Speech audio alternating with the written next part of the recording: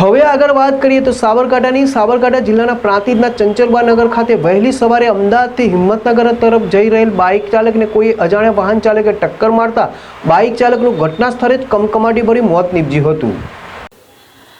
Ahmedabad Himmatnagar national highway 48 પ્રાંતિજના ચંચરબા નગર પાસે અમદાવાદથી bike લઈને હિંમતનગર તરફ જઈ રહેલ રમેશભાઈ રામાભાઈ દેવી પૂજક ઉંમર વર્ષ 40 થી 45 શરીરે જીવલેણ ઇજાઓ પહોંચતા ઘટના સ્થળે જ કમકમાટીભર્યું મોત નીપજ્યું હતું।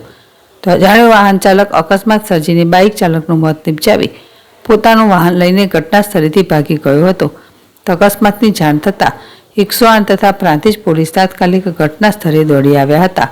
તો પોલીસ દ્વારા મૃતકના પરિવારને જાણ કરી મૃતકને પ્રાંતિજ સિવિલ ખાતે પીએમ અર્થે ખસેડવામાં આવ્યો હતો અને પ્રાંતિજ પોલીસ દ્વારા આગળની કાર્યવાહી હાથ ધરી હતી। જિલ્લા વર્લ્ડ જેડેશ ટીવી પ્રાંતિજ।